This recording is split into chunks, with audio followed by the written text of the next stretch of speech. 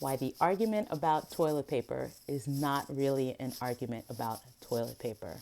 I have seen this argument come up for so many people, and I work with a lot of folks to try to help them understand like what is really going on, because this argument that you're having about this thing, and in this case it's toilet paper, is not really about toilet paper.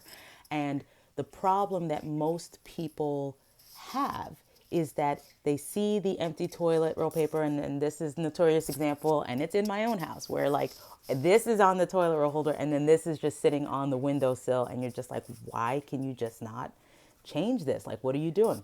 But recognizing that I understand what's going on for me, I am not triggered by seeing this, but a lot of people are.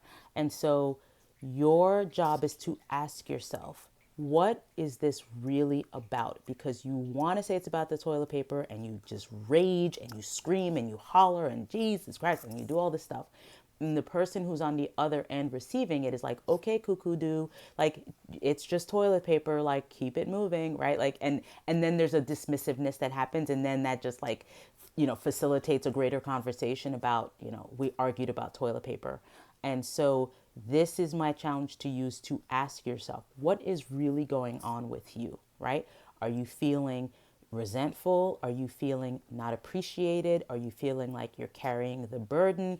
You have an unfair, load of work. Is it that something happened at work and this was just the straw that broke the camel's back? Are you just feeling like burnt out? Are you like, ask yourself what's really going on for you so that you can then communicate that to the person who you're upset about. And in this case, okay, I'll say your spouse, right? Because what happens is that, that the person on the receiving end of your rage is just like, you're crazy, right? And I'm going to dismiss you, or I'm going to get defensive because I'm going to be like, well, I did that, right? And it becomes this like, well, I did, and tit for tat. And you eliminate the ability to really go deeper and explore what's really going on, because the person on the other end who like left the toilet paper empty is like, I don't know, I was just worried about the kids, or I was worried about work, or I'm not feeling appreciated as, I don't know, the breadwinner, or I expect you to be the one that changes toilet paper. I don't know, I guess I didn't send you the memo, right? Whatever it is that is really going on, allow yourself to ask yourself, like, what is really going on? Why is this situation really creating such resentment or anger, or whatever the reaction was to show up? And if you can ask yourself, what is this really about? Then you can have a hearty and healthy conversation about what's really going on. Because if you don't, you will just continue to argue about this. You will continue to argue about dishes. You'll continue to argue about, I don't know, taking out the garbage.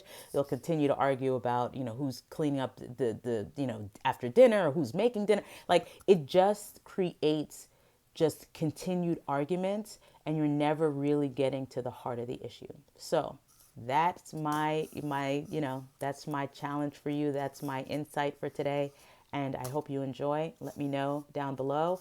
By the way, are you an over or under toilet paper person? I'm an over, so love to hear your thoughts.